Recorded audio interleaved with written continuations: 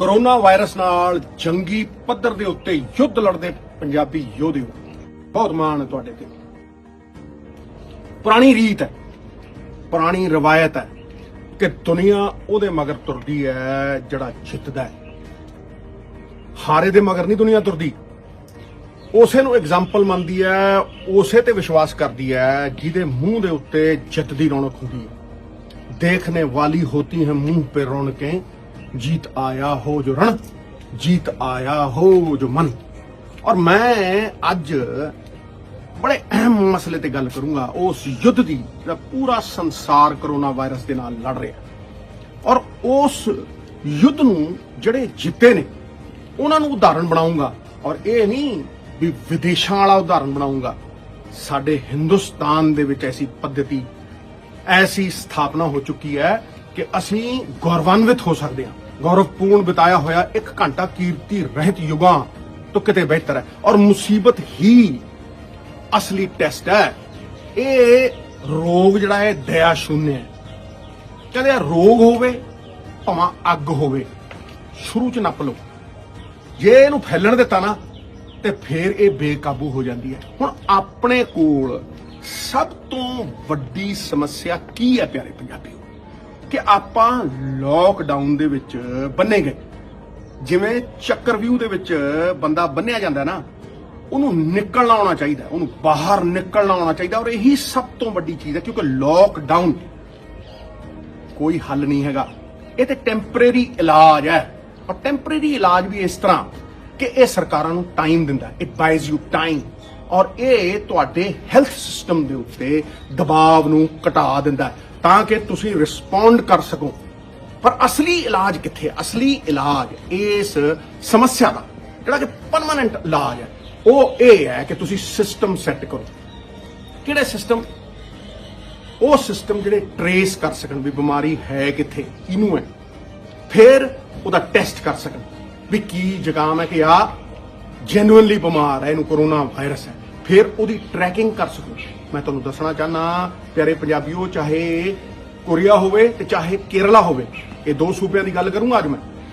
पहला जिहड़ा केस लभ्या उन्हां ने, वो इन्ने क लोकां नाल संपर्क च आ चुक्या सी कि उन्हां नूं ट्रैकिंग करनी पई। तुसीं समझो कि ट्रैकिंग है कि जदों तुसीं टेस्ट कर लिया भी पहला बंदा कौन है, फिर उहदी तुसीं ट्रैकिंग कीती भी वो किहनां-किहनां नाल संपर्क च आया सी, और फिर तुसीं उन्हां नूं भी नाल फड़ना और उन्हां दी भी टेस्टिंग करनी है। और उस टेस्टिंग तो बाद तुहानूं ये पता लग जूगा भी सिस्टम चों किहनूं किहनूं बाहर कढना है। क्योंकि जे वो बंदा सिस्टम च रह गया, फिर किते गोभी लैण गया, किते दुध लैण गया, वो फैलाऊ और वो अग वांगू आसे पासे जाऊ। इस करके सब तो वड्डी चीज हैगी है सिस्टम। इस सिस्टम सैट करने, ट्रेस, ट्रीट, ट्रैक एंड फिर क्वारंटाइन, फिर उन्होंने आइसोलेट कर दियो, फिर उन्होंने अड कर दियो, और अड करके इस रोग का पूरी तरह इलाज करो।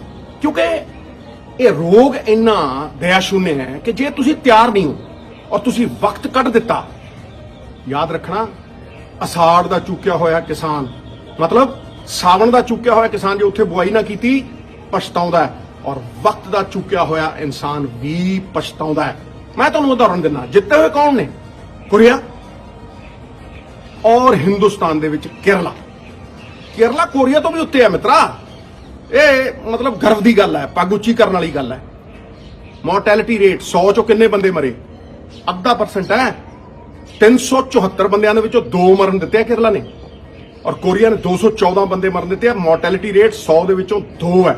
लेकिन कोरिया ने यह की कीता, और ओहदा मैं कंपैरिजन करूंगा एक बहुत वड्डे, बड़ी वड्डे मुल्क दे नाल जिहते असीं बड़ा मान करते हैं, जिहदे कोल बड़े वड्डे वड्डे रिसोर्सिस ने, लेकिन वो थोड़ी जी ढिल की, डोर थोड़ी जी ढिली की ते फैलाव पूरा का पूरा आ गया। कोरिया ने प्यारे पंजाबीओ पहला भी हथ फूके सी। मर्स डिजीज आई सी, MERS 2015 दे विच। उस करके वो कहंदे ने दुध दा जलिया लस्सी नूं भी फूका मार मार पींदा। जदों ही चाइना ने जैनो इशू कीता सीगा ते कोरिया तैयार हो गया सी। उन्हां कोल किट्टां पहले ही सीगियां, और किट्टां जिहड़ियां रेस्पिरेटरी ट्रैक्ट दे विच पाईदियां ने, जिहड़ियां पूरियां पहुंच करदियां ने, मतलब 100% तो नहीं लेकिन पहुंच करदियां ने। जिहड़ियां दूजियां किट्टां इंडिया दे विच आ रहीआं ने, वो भी बहुत तगड़ियां ने, लेकिन उन्नियां ज़्यादा चंगियां ने। उन्हां कोल किट्टां सीगियां, उन्होंने चाइना तो मंगाइया, आपदियां किट्टां रखियां, ਤੇ ਪਿਆਰੇ ਪੰਜਾਬੀਓ 20,000 ਟੈਸਟ।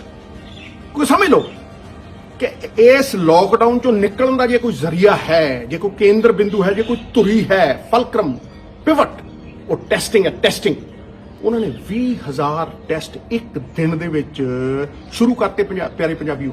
ਔਰ ਉਸ ਪ੍ਰਣਾਲੀ ਨੂੰ ਉਹਨਾਂ ਨੇ ਚੁੱਕ ਕੇ, ਕਿਉਂਕਿ ਉਹਨਾਂ ਕੋਲ 635 ਟੈਸਟਿੰਗ ਸੈਂਟਰ ਸੀ, 635, ਉਹਨਾਂ ਨੇ ਕੀ ਕੀਤਾ, ਹਸਪਤਾਲਾਂ ਦੇ ਬਾਹਰ ਛੋਟੇ ਛੋਟੇ ਕੈਬਿਨ ਬਣਾ, ਛੋਟੇ ਛੋਟੇ ਕੈਬਿਨ ਉਹਨਾਂ ਨੂੰ ਸੈਨੀਟਾਈਜ਼ ਕਰਿਆ ਕਰਨ, ਉੱਥੇ ਬੰਦਾ ਇੱਕ ਵੜਿਆ ਕਰਨ, ਉਹਦੀ ਟੈਸਟਿੰਗ ਕਰਿਆ ਕਰਨ, ਔਰ ਥੋੜਾ ਥੋੜਾ ਟਾਈਮ ਲੈ ਕੇ ਉਹਨੂੰ ਬਾਹਰ ਕੱਢ ਦਿਆ ਕਰਨ। 6-7 ਤੋਂ ਸ਼ੁਰੂ ਹੋਇਆ ਸੀ ਕੋਰੀਆ, ਤੇ ਅਖੀਰ ਦੇ ਵਿੱਚ 80-90 ਇੱਕ ਦਿਨ 'ਚ ਇੱਕ ਕੈਬਿਨ ਦੇ ਵਿੱਚ ਉਹ ਟੈਸਟ ਕਰਨ ਲੱਗ ਗਏ। ਡਰਾਈਵ ਥਰੂਜ਼ ਦੇ ਉੱਤੇ ਖੜ ਜਾਂਦੇ ਸੀ, ਜਿਹੜਾ ਬੰਦਾ ਲੰਘਦਾ ਸੀਗਾ ਉਹਦੇ ਮੂੰਹ ਦੇ ਵਿੱਚ ਨਾਲ ਦੀ ਨਾਲ ਥੁੱਕ ਤੋਂ ਲੈ ਲਿਆ ਜਾਂ ਨੱਕ ਚੋਂ ਲੈ ਲਿਆ, ਉਹਦੀ ਟੈਸਟਿੰਗ ਕੀਤੀ। ਮਤਲਬ ਇੱਕ ਬੰਦੇ ਨੂੰ ਜਿਹਨੂੰ ਹੋਇਆ ਹੈ ਉਹਨੂੰ 4-4 ਵਾਰ ਟੈਸਟ ਕੀਤਾ ਹੋਇਆ ਸੀਗਾ, ਫਿਰ ਉਹਨੂੰ ਸਿਸਟਮ 'ਚ ਪਾ ਦਿੰਦੇ ਸੀ, ਐਪ ਦੇ ਵਿੱਚ ਪਾ ਦਿੰਦੇ ਸੀਗੇ ਵੀ ਫੋਨ ਦੇ ਉੱਤੇ ਇਹ ਆ ਜਾਂਦਾ ਸੀ, ਜਦੋਂ ਟਰੈਕਿੰਗ ਹੁੰਦੀ ਸੀ ਫੋਨ ਤੇ ਇਹ ਆ ਜਾਂਦਾ ਸੀ ਵੀ ਫਲਾਣੇ ਬੰਦੇ ਨੂੰ ਬਿਮਾਰੀ ਹੈ। ਜਦੋਂ ਉਹ ਬਾਜ਼ਾਰ 'ਚ ਲੰਘਦਾ ਸੀ ਤੇ ਦੂਜਿਆਂ ਨੂੰ ਫੋਨ ਤੇ ਪਤਾ ਲੱਗਦਾ ਵੀ ਆਹ ਬੰਦਾ ਲਾਗੇ ਆ ਗਿਆ, ਇੱਥੇ ਜਾਣਾ ਨਹੀਂ। ਤੁਸੀਂ ਸੋਚੋ ਕਿ ਕਿੱਡੀ ਤਕੜੀ ਤਿਆਰੀ ਸੀ, ਦੇ ਵਰ ਵੈਰੀ ਵੈਲ ਪ੍ਰੀਪੇਅਰਡ। ਹੁਣ ਤੁਸੀਂ ਆਓ ਕੰਪੈਰੀਜ਼ਨ ਅਮਰੀਕਾ ਦੇ ਨਾਲ। ਪਹਿਲਾ ਕੇਸ ਪਿਆਰੇ ਪੰਜਾਬੀਓ 23 ਜਨਵਰੀ ਨੂੰ ਕੋਰੀਆ ਦੇ ਵਿੱਚ ਡਿਟੈਕਟ ਹੁੰਦਾ ਇੱਕ ਔਰਤ ਦਾ, ਔਰ ਉਸ ਤੋਂ 24 ਘੰਟੇ ਬਾਅਦ ਪਹਿਲਾ ਕੇਸ ਅਮਰੀਕਾ ਦੇ ਵਿੱਚ ਵੀ ਡਿਟੈਕਟ ਹੁੰਦਾ ਹੈ। ਹੁਣ ਮੈਂ ਜਿਹੜਾ ਉਹ ਕਹਿ ਰਿਹਾ ਨਾ ਕਿ ਵਕਤ ਦਾ ਚੁੱਕਿਆ ਇਨਸਾਨ, ਭਾਵੇਂ ਨੇਸ਼ਨ ਹੋਵੇ, ਭਾਵੇਂ ਸੰਸਥਾ ਹੋਵੇ, ਭਾਵੇਂ ਕੋਈ ਹੋਵੇ, ਅੱਗ ਤੇ ਰੋਗ ਨੱਪ ਲਓ ਭਾਈ, ਨੱਪ ਲਓ, ਫੈਲਣ ਨਾ ਦਿਓ। ਹੁਣ ਦੇਖੋ ਕੋਰੀਆ ਨੇ ਸਿਰਫ 2014 ਮੌਤਾਂ ਦੇ ਉੱਤੇ ਉਹਨੂੰ ਖਤਮ ਕਰਤਾ, ਔਰ ਟੈਸਟਿੰਗ 1,34,000 ਤੇ ਲੈ ਗਏ 20,000 ਤੋਂ।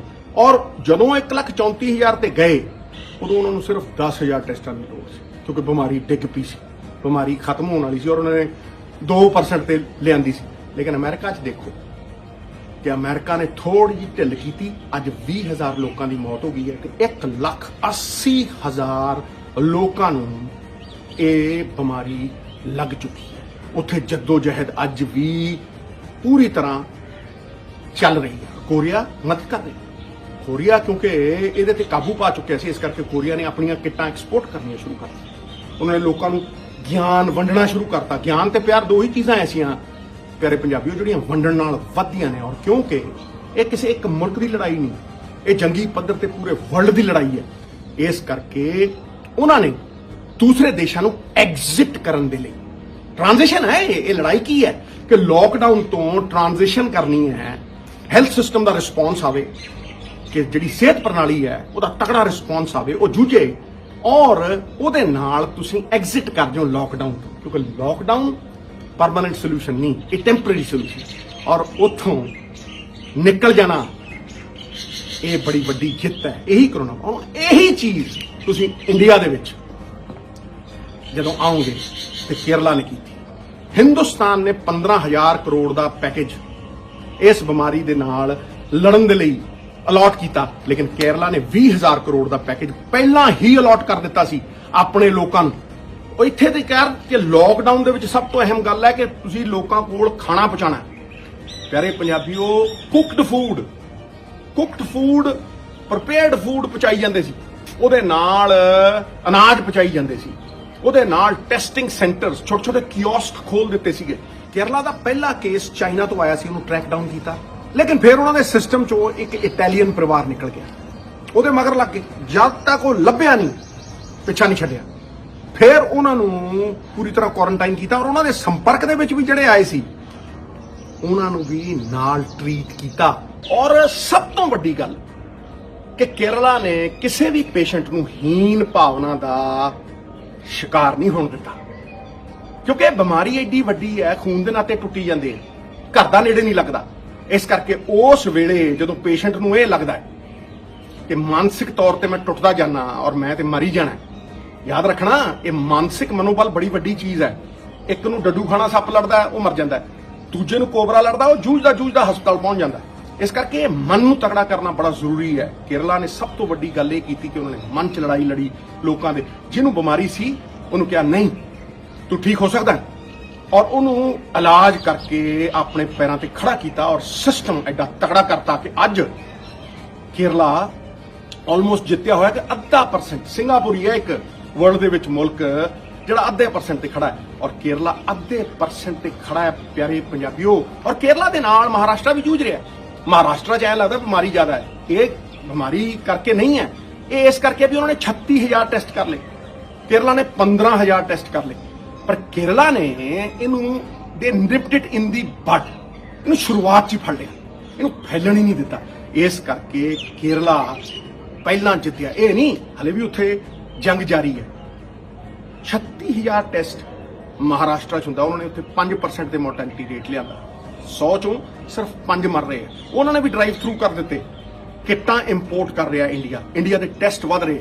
ਇੰਡੀਆ ਕਰੀਬ 2 ਲੱਖ ਦੇ ਕੋਲ ਟੈਸਟਾਂ ਦੇ ਉੱਤੇ ਆ ਗਿਆ। ਪੰਜਾਬ ਹਾਲਾਂਕਿ ਮੋਰਟੈਲਿਟੀ ਰੇਟ ਦੇ ਵਿੱਚ ਅਗਰ ਤੁਸੀਂ ਦੇਖੋ ਤੇ ਸਭ ਤੋਂ ਵੱਧ ਹੈ 7, ਔਰ ਉਹਦੇ ਨਾਲ ਅਗਰ ਤੁਸੀਂ ਦੱਸੋ ਇੱਕ ਹੋਰ ਸੂਬਾ ਜਿਹੜਾ 7.2 ਦੇ ਉੱਤੇ ਖੜਾ ਹੈ।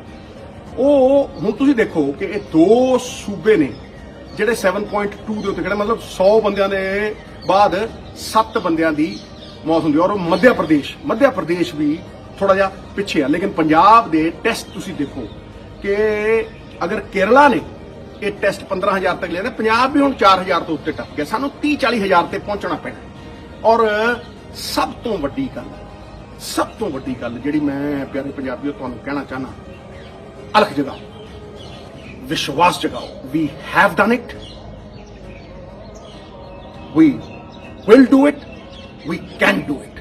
ਕਿੱਦਾਂ ਕਹਿ ਰਿਹਾ ਮੈਂ, ਕਿਉਂ ਕਹਿ ਰਿਹਾ ਮੈਂ, ਔਰ ਕਿਉਂ ਮੈਂ ਸਕਾਰਾਤਮਕ ਸੋਚ ਦੇ ਨਾਲ, positive anything is better than negative nothing, ਇਹ ਕਹਿ ਰਿਹਾ ਕਿਉਂਕਿ ਅਸੀਂ ਇਸ ਪ੍ਰੋਬਲਮ ਨੂੰ ਪਹਿਲਾਂ ਵੀ ਫੇਸ ਕੀਤਾ। ਇਦੋਂ ਵੱਡੀ ਪ੍ਰੋਬਲਮ ਨੂੰ ਪਹਿਲਾਂ ਫੇਸ ਕੀਤਾ ਹੈ, ਪੋਲੀਓ।